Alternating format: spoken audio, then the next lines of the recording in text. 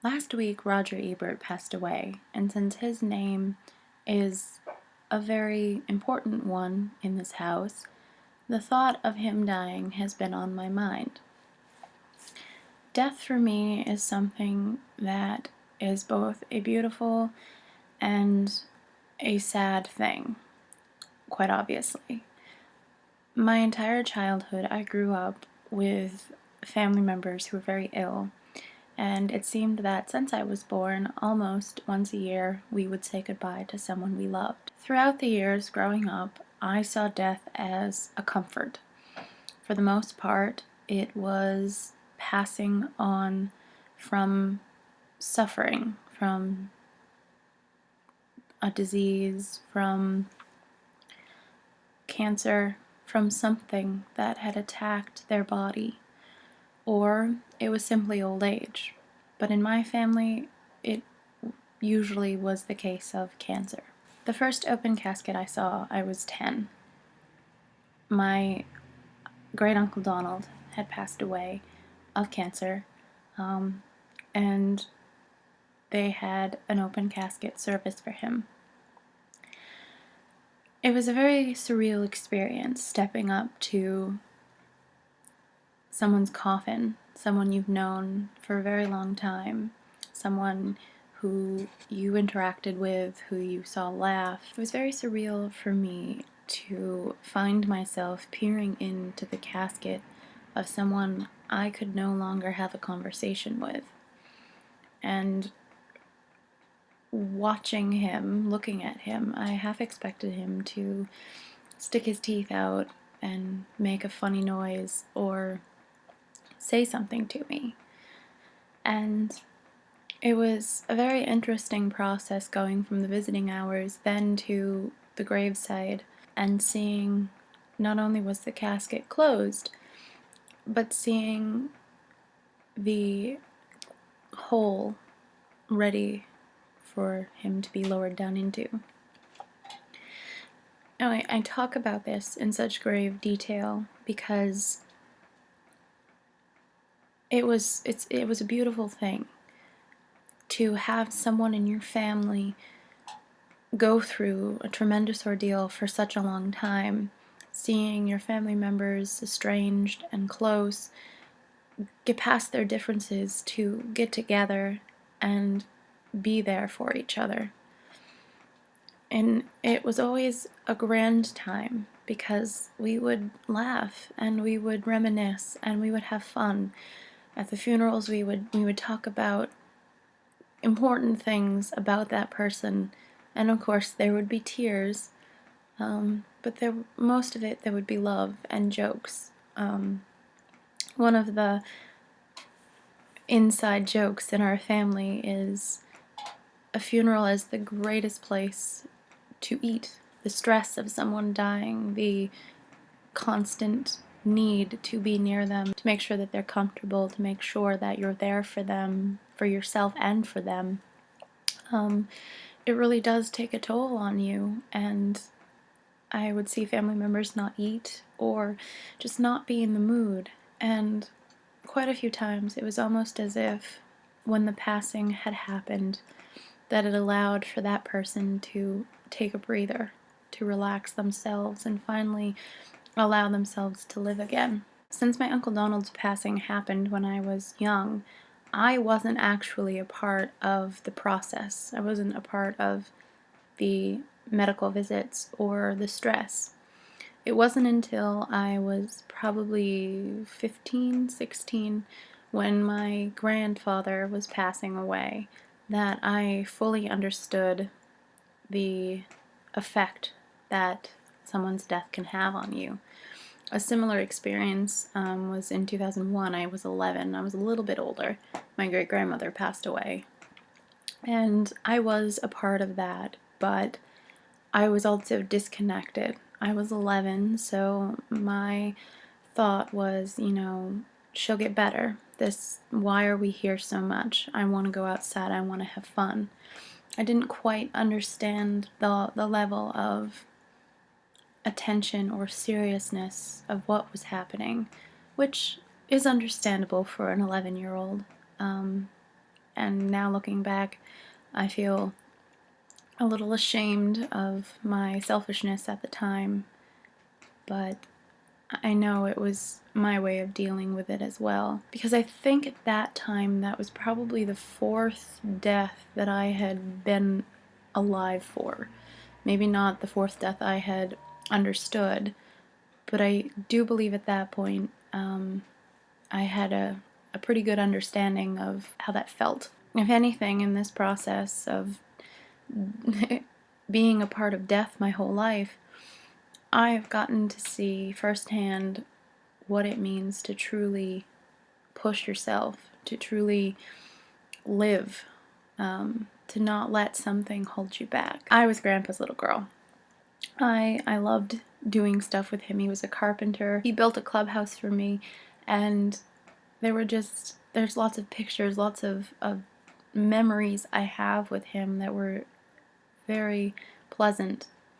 So his passing for me was extremely difficult. This time, being a little bit older, I was given more opportunities to be involved, not necessarily with decision making, but I remember being there for both my mother and my grandmother when they just needed to talk, or just being there to talk to them and trying to figure out what was going on and trying to be a part of it, to know what step was going to be taken, if it was going to get progressively worse or if it was going to get better. Now, my grandfather had gone through many medical appointments in the lifetime I knew him. He was diagnosed with Wagner's disease in the late 80s, which was a form of lung cancer. It was a lung disease that I do believe he got from inhaling insulation. And he also had cataract surgery and all sorts of things, knee surgery, you name it, he probably had it. But what my grandfather passed away of was skin cancer. For this, it was just, another battle, another obstacle to overcome. His death was very hard for me. It was actually surreal. The day he passed away, my mother and I had gone to Hannaford to get groceries, and there was like a freak rainstorm. It was very weird.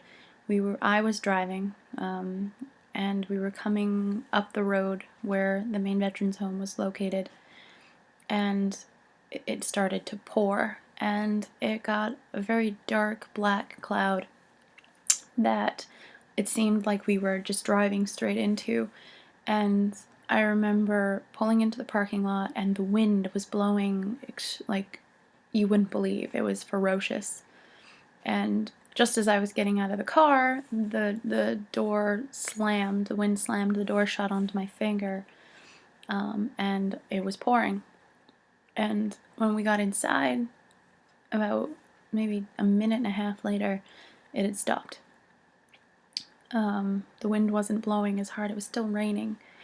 But we walked into my grandfather's room, and the nurse told us that it was time, and we all stood there and said, it was okay, and that we loved him, and we were brave for him. And the greatest thing was, as soon as he passed away, the curtain was open just a little bit, and as soon as he passed away, this beam of sunlight just came in through the window and shone on him. I'm not a very religious person, but this being the second time I experienced something like this in someone's death, it was very helpful. And that moment is something I will never forget. When my great-grandmother passed away, a similar experience happened. We had been at the nursing home with her, and it had been a very long day, so we decided to go home. And as we were driving home, there was a big lake in my hometown that we were driving past. And I remember looking up over the lake at the clouds, and I think I said a silent prayer. And I think I said something along the lines of, I love you, Nana D, and I'm sorry that this has happened to you, and I hope that you are taken care of. And I remember looking into that cloud and seeing a reflection of her face, and having this sudden feel of goosebumps go over me. Our home was probably 5 or 6 miles from the lake, so it took us probably 10 minutes to get home. And just as we were going through the door, the phone rang, and my cousin Connie told us, Grandma has passed away.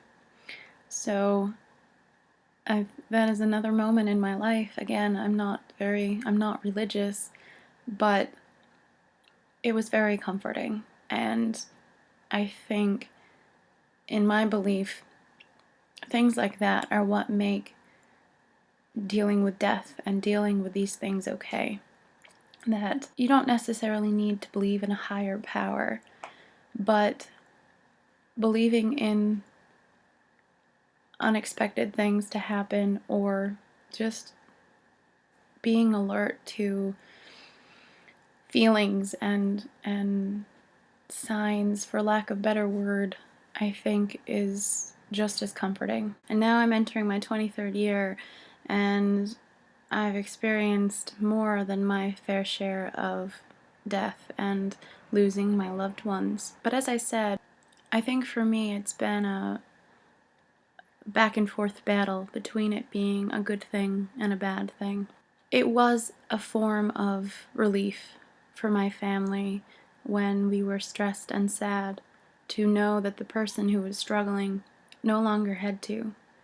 But at the same time, it's a very scary and surreal experience to be talking to someone or have them responding to you and then no longer be able to have them react. Since I've graduated college, I have become very alert to my take on things, my input on the world, and what sort of mark I will leave. And I will admit that I've thought of death often, and it has scared me.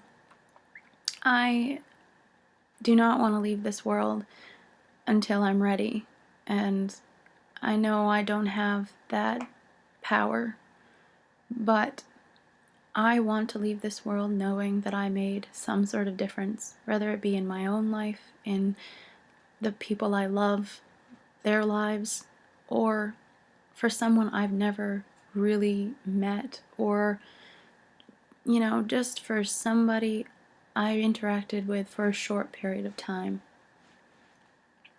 I also joke that I want forget-me-nots on my grave.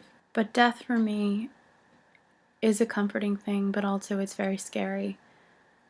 And this uncertainty, this not knowing what I'm going to do with my life, has made the subject matter even worse.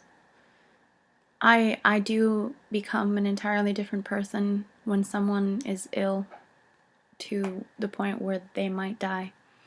And I am an entirely different person at a funeral. People who know me know that I'm very happy, and I joke a lot, and I do exude that at a funeral, again, with my family. That's our morale, that's how we deal with it.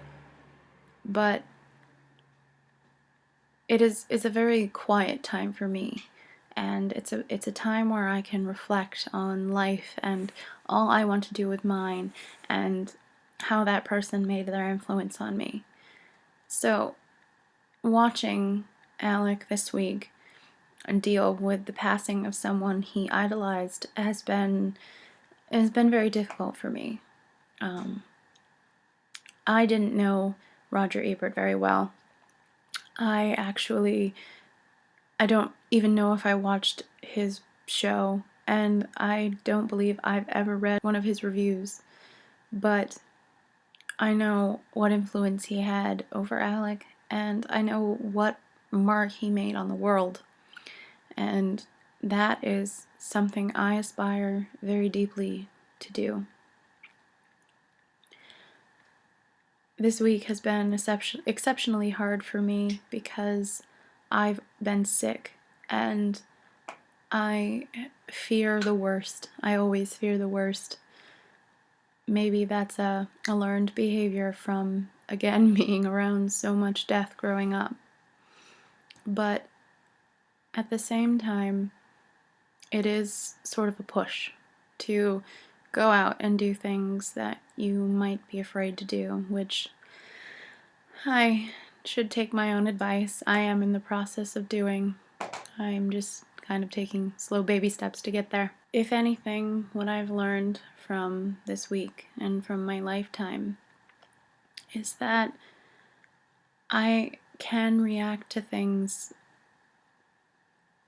I can be passive about some things, and I can go slowly. I can approach a matter very slowly and go about it at my own pace. But in the scheme of things, you can't waste a moment, and you can't dwell on things. You can't let small things get you down, because in the big picture, they don't really matter. The small things, the good things, they matter more than anything, but small, inferior things that are negative or self-fulfilling prophecies, it's all mental things. It's all mental issues, which is an entirely different category of discussion. The point of my video was to share my feelings of uncertainty on life, and that I know many other people are feeling the same thing. They don't know what to do with themselves, or they are doing something with themselves, but they have their doubts. And so what I've gotten from Roger Ebert's passing is you just gotta take a deep breath and jump in the deep end.